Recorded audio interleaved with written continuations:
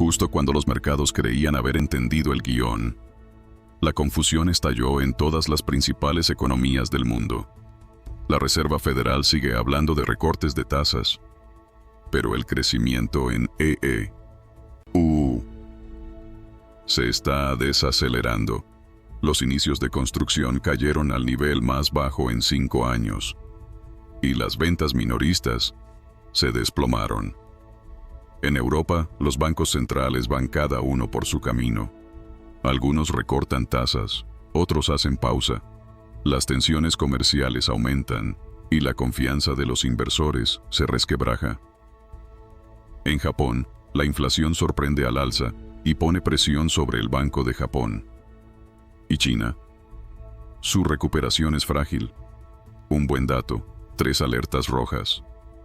Y el sector inmobiliario sigue en caída libre. Los mercados quieren recortes, pero los datos dicen precaución. Entonces, ¿dónde estamos realmente? ¿Al borde de un momento de divergencia global? En este episodio analizamos todo, región por región, riesgo por riesgo. Y al final, te damos los 5 principales riesgos macroeconómicos globales que podrían sacudir los mercados en los próximos días. Si inviertes, asesores o simplemente observas los mercados, esto es la ventaja que necesitas. Da play. Quédate hasta el final y entérate de lo que viene antes de que reaccionen los mercados. Bienvenidos a nuestro análisis semanal de los mercados globales. Semana movidita, con un tono un poco mixto, ¿verdad? Sí, totalmente. Mercados como, buscando dirección. Entre las nuevas guías de la Fed, algo de esperanza renovada, parece, en Oriente Medio, y luego datos económicos que, preocupan un poco. Vamos a analizarlo bien. Exacto. Se nota la cautela inversora. Ven que se recortan proyecciones de crecimiento, señales débiles, pero claro. Pero está la zanahoria de los recortes de tipos, ¿no? Ahí está.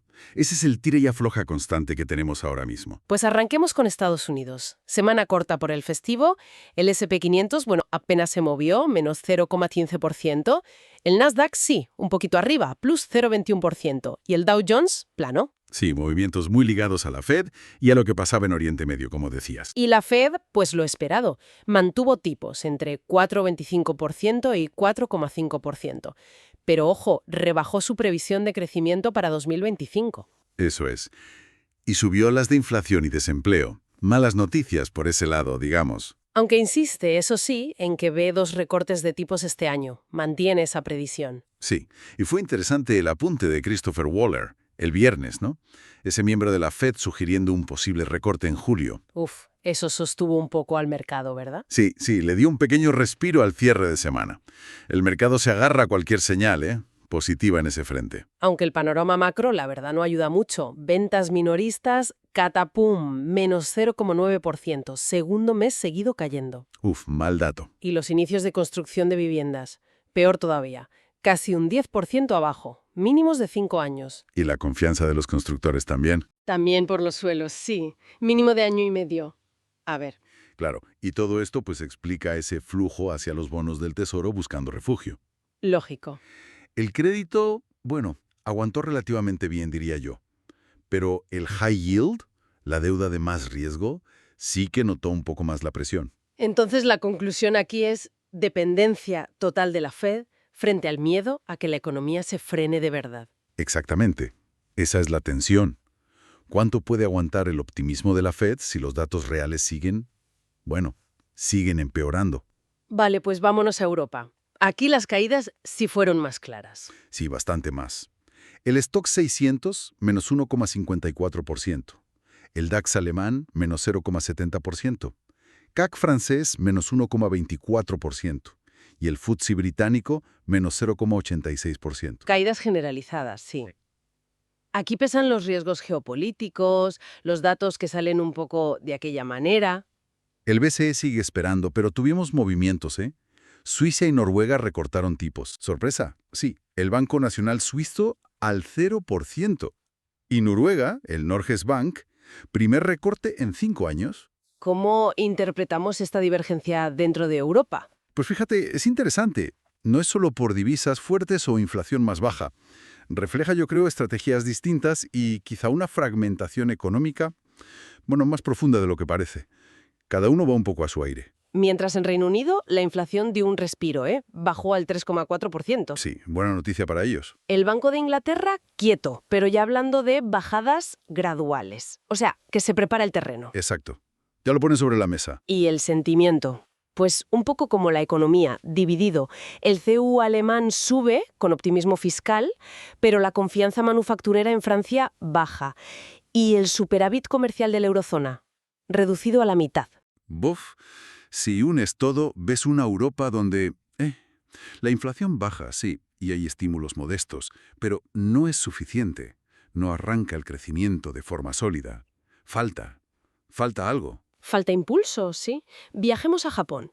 El Nikkei subió un 1,50% y el Topix un 0,54%. Sí, aguantando bien, a pesar de la debilidad del yen y la incertidumbre global. La clave, el Banco de Japón. Mantuvo tipos, pero dijo que reducirá más despacio la compra de bonos. Un alivio, sí. Para los que temían un ajuste demasiado rápido. Les da un respiro. Pero ojo, tensiones comerciales ahí. Sin acuerdo con EU en el G7, amenaza de aranceles a los coches en julio. El panorama comercial sigue nublado, ¿sí? ¿Y la inflación? Sorpresa. La subyacente de mayo plus 3,7% interanual. Más de lo esperado. Efectivamente. Y aquí está el quid de la cuestión para el Bosch. Están ganando tiempo, jugando al equilibrio, pero esta inflación que no cede, bueno, les puede obligar a mover ficha antes de lo previsto. Su cautela tiene límites. Y cerramos en China. Números rojos, Shanghái, menos 0,51%, CSI 100-300, menos 0,45%, Hang Seng, menos 1,52%. Caídas, sí. La historia de siempre en poco, ¿no? Luces y sombras. Dato espectacular de ventas minoristas, plus 6,4% interanual, el mejor desde 2023. Impresionante ese dato, la verdad. Pero luego, producción industrial, inversión en activos fijos, por debajo de lo esperado, más flojos. Sí. Y el sector inmobiliario, que sigue siendo el gran nubarrón. Los precios de vivienda nueva, la mayor caída mensual en 7 meses. Uf, ahí está el problema estructural. La gran pregunta es si ese repunte del consumo es sostenible o es solo, bueno, flor de un día. Claro, puede aguantar. Porque los estímulos del año pasado pierden fuelle, los aranceles de EU añaden presión y sobre todo el inmobiliario y la inversión siguen lastrando muchísimo. Veo difícil que el consumidor pueda tirar solo del carro a medio plazo. Bueno, pues con este panorama miramos a la semana que viene. Del 23 al 27 de junio. ¿Qué tenemos en la agenda? Semana intensa, sobre todo en EU. Sí, verdad. Testimonio de Jerome Powell el miércoles. Pedidos de bienes duraderos y el dato final del PIB del primer trimestre, el jueves. Y el viernes, El dato clave. el PCE subyacente. El favorito de la Fed. Exacto. Junto a ingresos y gastos personales. Mucha tela que cortar ahí. Muchísima. En Europa, PMIs flash en Alemania y Reino Unido el lunes. IFO alemán el martes. GFK de confianza del consumidor alemán el jueves. Inflación flash en Francia el viernes. También datos relevantes para ver el pulso europeo. Y en Japón y China, agenda más tranquila en cuanto a datos programados, pero habrá que estar atentos a noticias sobre aranceles o el sector inmobiliario chino, ¿no? Sin duda, cualquier noticia puede mover el mercado. Pero sí, las miradas estarán puestas sobre todo en Powell y en ese dato de PCE en Estados Unidos. Son las piezas que faltan para calibrar expectativas de tipos. Exacto. Ahí se juega buena parte de la partida a corto plazo. Entonces, si tuvieras que resumir, destilar todo esto, ¿cuáles serían los 5 principales riesgos o focos de atención para los inversores ahora mismo? A ver, yo identificaría estos 5, basándome en lo que hemos visto esta semana. La desaceleración en Estados Unidos, que ya no es una sospecha, ¿eh? Los datos de consumo y vivienda empiezan a ser una tendencia preocupante. Vale. 2.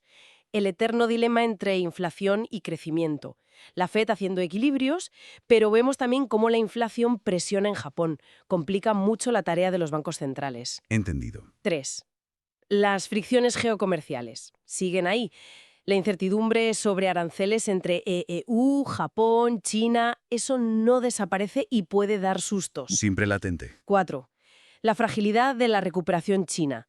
Ese rebote del consumo es bueno, pero no compensa la crisis inmobiliaria y la debilidad de la inversión.